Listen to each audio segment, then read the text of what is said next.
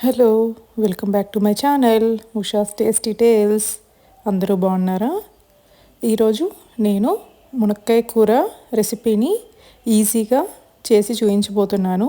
మీరు కూడా ఈ వీడియోని లాస్ట్ వరకు స్కిప్ చేయకుండా చూసేయండి. ఫస్ట్ నేను ఇలా ప్రెషర్ కుక్కర్లో 2 కప్పుల వరకు కందిపప్పును అనేది తీసేసుకున్నాను.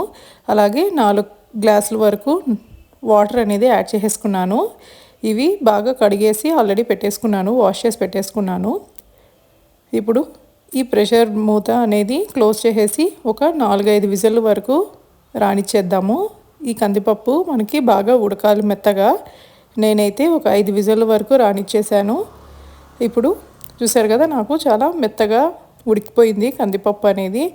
ఈ కందిపప్పుని మనము పప్పు గుత్తితో మెత్తగా మెదుపుకునేస్తాము. చూసారా, చాలా మెత్తగా అయిపోయింది. మీరు ఇంకా విజిల్ కావాలి అన్నా కూడా ఒక 6 విజిల్ అయినా రానిచ్చుకోవచ్చు. ఇలా మెదుపుకున్నాక కొంచెం వాటర్ అనేది యాడ్ చేసేస్తున్నాను నేను. వాటర్ యాడ్ చేసేసి ఒకసారి మిక్స్ చేసేసుకున్నాను. ఆ కందిపప్పు అంతా వాటర్లో మిక్స్ అయ్యేలాగా. ఇప్పుడు స్టవ్ ఆన్ చేసేసి అందులోనే కల్లుప్పు అనేది యాడ్ చేసేసాను నేను. అలాగే 2 స్పూన్ల వరకు కారము యాడ్ చేశాను. కారం యాడ్ చేసాక బాగా మిక్స్ చేసి పెట్టేసుకుందాము. అందులోనే నేను కొంచెం వాటర్ అనేది యాడ్ చేశాను. అలాగే నేను చింతపండు అనేది ఆల్రెడీ నేను నానబెట్టేసుకున్నాను. ఇప్పుడు ఆ చింతపండు రసాన్ని మనము ఇదే పప్పులో వేసుకుంటున్నాను. నేను వడగట్టేసి చింతపండు రసాన్ని వేసేసుకున్నాను. ఇప్పుడు ఆ చింతపండు రసం వేసేసాక ఇలా మునక్కాయల్ని ఈ సైజులో కట్ చేసుకొని దాంట్లోనే నేను వేసేస్తున్నాను. చూసారా, అన్నీ వేసేసాను. ఈ కూరలోకి నేను ఈ పచ్చి బియ్యం అనే దాన్ని 1 గంట పాటు నేను నానబెట్టేశాను. దీన్ని నేను పేస్ట్ చేసేస్తాను. ఆ పేస్ట్ అనేది ఈ మునక్కాయ కూరలోకి యాడ్ చేస్తాను. అది మనకి కొంచెం టేస్టీగా ఫ్లేవర్గా వస్తుంది ఈ పచ్చి బియ్యము పేస్ట్ అనేది యాడ్ చేయడం వల్ల.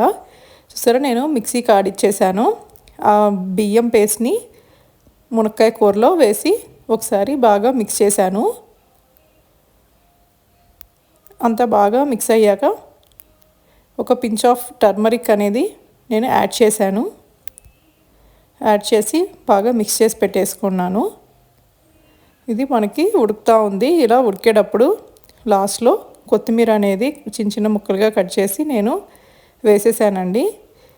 ఇంకా లాస్ట్లో మనకి ఈ మునక్కాయలన్నీ ఉడకాలి, అందుకనేసి నేను ఒక 2 విజిల్ వరకు రానిస్తున్నాను. మీరు కుక్కర్లో కాకపోయినా విడిగా అయినా కుక్ చేసేసుకోవచ్చు.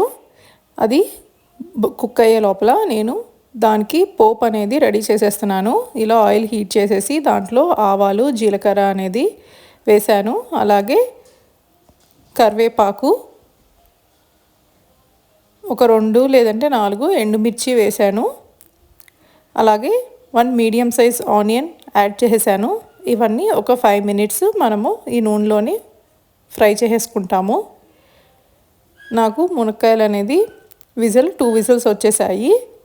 నేను మూత తీస్తున్నాను. చూసారా, మనకి మునక్కాయలు అనేవి చక్కగా ఉడికాయి బాగా మెత్తగా. అంతే అండి, చాలా సింపుల్గా అయిపోయింది కూర. ఇప్పుడు దీంట్లోకి మనము పోపు అనేది చేసుకున్నాం కదా, అది ఇంకా యాడ్ చేసుకుంటే సరిపోతుంది. మనకి కర్రీ అనేది రెడీ అయిపోయినట్లే. నేను ఇట్లా ఈ పోపుని దాంట్లో లాస్ట్లో యాడ్ చేసేసి మిక్స్ చేసి పెట్టేసుకున్నాను. ఎంతో సింపుల్గా ఈ మునక్కాయ సాంబారు, మునక్కాయ కర్రీ మీరు తప్పకుండా ఇంట్లో ట్రై చేసి చూసేయండి. ఎంతో ఈజీగా ఒక 15 నిమిషాల్లో మనం వండేసుకోవచ్చు. Please subscribe to my channel.